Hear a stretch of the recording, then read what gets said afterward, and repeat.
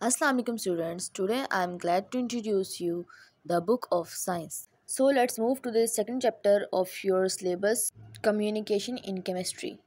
Our first topic is chemical symbols. आप नाम के किसी भी शॉर्टन फॉर्म को तो जानते होंगे कि नाम के शॉर्टन फॉर्म भी होते हैं, जैसे कि यूनाइटेड किंगडम का shorten form UK, United states of America का शॉर्टन फॉर्म यूएसए। इसी तरह केमिस्ट्री में भी केमिकल्स के नामों की जगह सिंबल्स यूज़ किए जाते हैं। वो सिंबल एक एब्रीविएटेड नाम होता है किसी भी एलिमेंट का।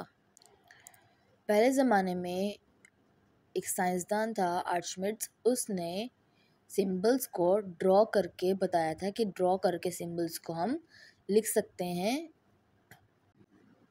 लेकिन जॉल डेंटन नामी एक साइंसदान ने ये थ्योरी पेश की कि सिंबल्स को हम ड्रॉ करने के बजाय उनके लेटर्स के साथ लिख सकते हैं, यानी कि जो केमिकल जिस लेटर से स्टार्ट हो रहा हो उसको उसी के सिंबल से रिप्रेजेंट किया जाए, यानी उसी लेटर से रिप्रेजेंट किया जाए, यानी उसका वही सिंबल होना चाहिए। So let's see how to make symbols for the elements. We can use either first letter combination of letters in making the symbols of the element. For example, oxygen can be represented by the letter O. Similarly, nitrogen, carbon, sulfur, you can use N, C, S respectively. However, in some elements, the first letter same. For example, nitrogen and neon, carbon and calcium have same letters. In such cases, we add the second letter to first avoid confusion. For instance, symbol nitrogen is N whereas neon is Ne, and the carbon symbol is C and calcium symbol is Ca. Many elements starting with the same letter at the time, we use either the first or first two letters of Latin language. For example, iron in Latin language is known as ferrum. So we use Fe as a symbol of iron. Sodium is also known as natrium in the Latin language and we use Na as a symbol. Symbol बनाने के लिए हमारे पास सबसे पहले chemical element का नाम होना चाहिए जिससे हम फर्स्ट लेटर लेकर उसका सिंबल बना सकें। जैसे कि हमारे पास एक केमिकल एलिमेंट है ऑक्सीजन, उसका हम लोगों ने सिंबल बनाया O। इसी तरह एक दूसरा केमिकल एलिमेंट है जिसका नाम है कार्बन, और उसका हमने सिंबल यानी फर्स्ट लेटर लिया C और उसको सिंबल बना दिया, उसका कार्बन का सिंबल बना दिया C। इसी तरह नाइट्रोजन का N, सल्फर का S। लेकिन बाज़ औक़ात केमिकल्स के नेम सेम हो जाते हैं, जैसे कि नाइट्रोजन और नियोन। नाइट्रोजन भी N से स्टार्ट होता है, नियोन भी N से स्टार्ट होता है। तो यहाँ पर ये कन्फ्यूजन ला सकता है कि अगर हम कहीं पर सिर्फ N देखेंगे तो हमारे दिमाग में या तो नाइट्रोजन आएगा या तो नियोन आएगा। अब इन दोनों को अलग अलग सेपरेट करने के लिए हमने इंक्लूड कर दिया सेकंड वर्ड भी, जैसे कि नियोन की स्पेलिंग है NEON। तो इसका सिंबल के जो इसके वर्ड के जो फर्स्ट दो लेटर हैं NE, उसकी को हमने उसका सिंबल बना दिया। तो इस तरह ये कन्फ्यूजन दूर होती है कि नियोन N से स्टार्ट होता है या NE से। जब हमें ये क्लियर हो गया कि नियोन का सिंबल Ne है तो हमारे पास अब कोई कन्फ्यूजन नहीं रहती N से क्या स्टार्ट होगा, नाइट्रोजन या नियोन। इसी तरह first letter same way elements हमारे पास और भी मौजूद हैं, जैसे कि कैल्शियम और कार्बन। कैल्शियम भी C से स्टार्ट होता है, कार्बन भी C से स्टार्ट होता है। और ये भी कन्फ्यूजन ला सकता है कि C अगर लिखा हो तो हम डिफ़ाइन नहीं कर सकते कि ये कैल्शियम है या कार्बन। तो कैल्शियम के जो Ca है उसी को, उसके जो दो लेटर्स हैं उसी को हमने उसका सिंबल बना दिया ताकि ये कन्फ्यूजन से भी अवॉइड हो सके। बाज़ औक़ात ये कन्फ्यूजन बढ़ती जाती है, तो इस वजह से साइंसदानों ने एलिमेंट्स के लैटिन लैंग्वेज का जो नाम है उसके दो लेटर्स को कंसीडर किया गया एज अ सिंबल। जैसे कि आयरन को लैटिन लैंग्वेज यानी लातीनी ज़बान में फेरम कहते हैं और उसके सिंबल को Fe कंसीडर किया जाता है। आप लोगों ने सोडियम का नाम भी सुना होगा और सोडियम का सिंबल को भी जानते होंगे Na। अब Na कहाँ से आया, Na भी सोडियम को लैटिन लैंग्वेज में नेट्रियम कहते हैं। तो Na नेट्रियम से आया गया और उसको सिंबल बना दिया गया सोडियम का। Our next topic is valency. The ability of an atom of an element to chemically unite with a definite number of atoms with other elements is known as valency. कोई भी atom किसी element का एक number के साथ दूसरे atom के साथ बाउंड बनाता है, जुड़ जाता है, तो उसको वैलेंसी कहते हैं।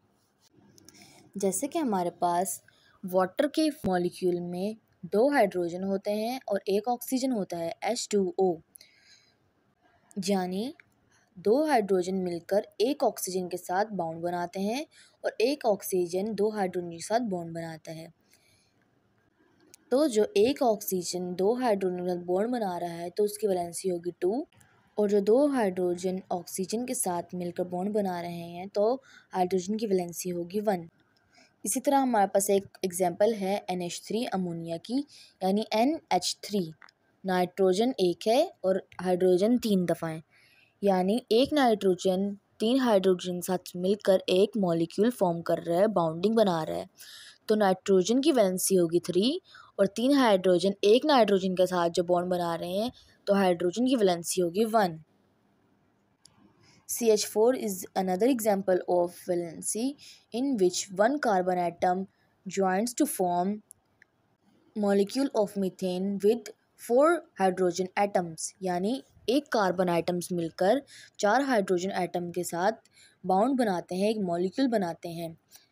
एक कार्बन जब 4 हाइड्रोजन के साथ मिलकर बाउंड बनाएगा तो कार्बन की वैलेंसी होगी 4 और हाइड्रोजन की वैलेंसी होगी 1, क्योंकि वो एक कार्बन के साथ मिलकर मॉलिक्यूल और बॉन्ड बना रहा है। वैलेंसी की 4 टाइप्स बयान की गई हैं उनके नंबर की बिहेवियर पर, यानी जिनकी वैलेंसी 1 होती है उनको बोलते हैं मोनोवैलेंट। एग्जाम्पल हमारे पास आती है सोडियम की, पोटेशियम की, और जिनकी वैलेंसी 2 होती है उनको डाइवैलेंट कहते हैं। For example magnesium, calcium. इसी तरह से जो हमारे पास वैलेंसी 3 के नंबर होते हैं उनको ट्राइवैलेंट कहते हैं।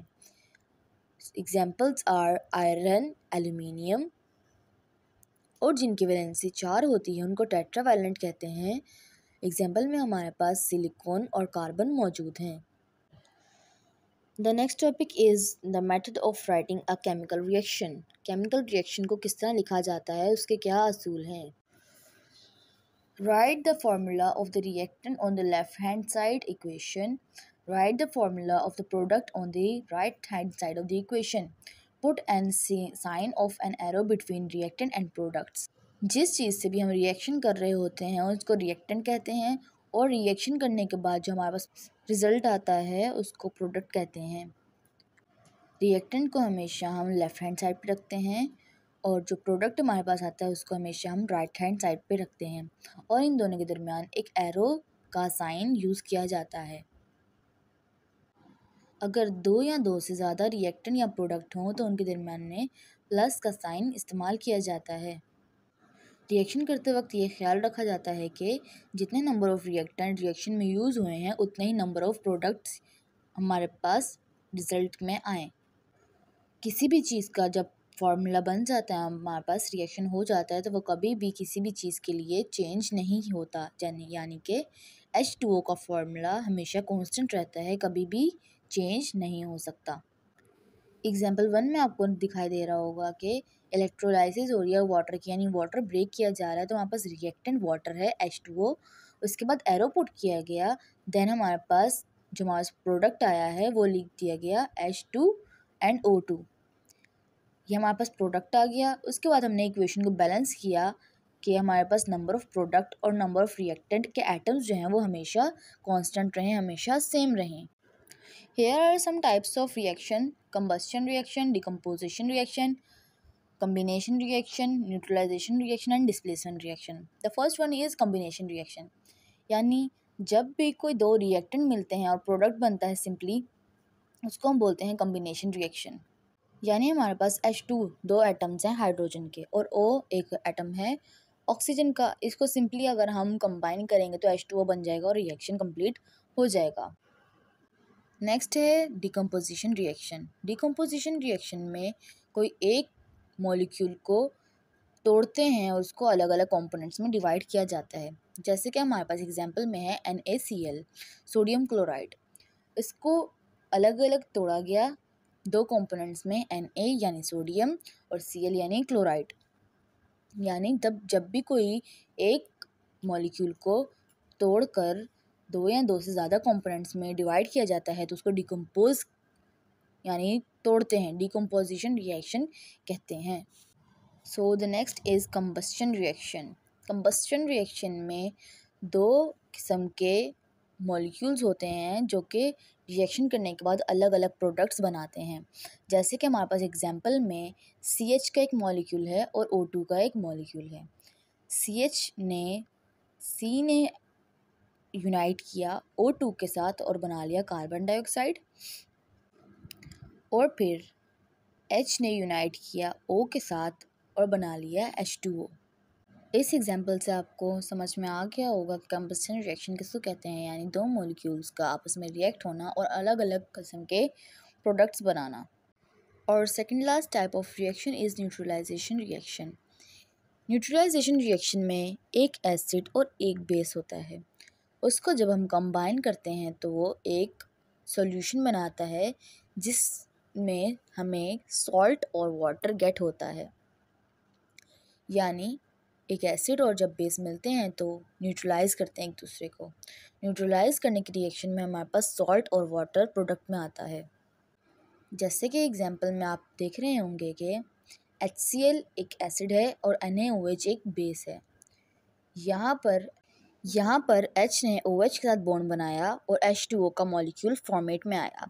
देन हमारे पास बचता है Cl और Na, और NaCl मिलकर सॉल्ट बनाते हैं सोडियम क्लोराइड का, जिसको हम टेबल सॉल्ट भी कहते हैं और उसको हम आम तौर पे यूटिलाइज भी करते हैं। यानी एसिड और बेस एक दूसरे को न्यूट्रलाइज करते हैं और H2O यानी वाटर फॉर्मेट में आता है और एक सॉल्ट फॉर्मेशन में आता है। Last one is displacement reaction. Displacement के वर्ड से आपको अंदाज़ा हो रहा होगा कि किसी चीज़ की प्लेसमेंट को चेंज करना डिस्प्लेसमेंट कहलाता है। यानी दो मॉलिक्यूल्स के आपस में रिएक्टेंट को तब्दील करके एक नया प्रोडक्ट बनाना डिस्प्लेसमेंट कहलाता है। एग्जाम्पल में हमारे पास है AgNO3 का एक मॉलिक्यूल है और एक NaCl का मॉलिक्यूल है।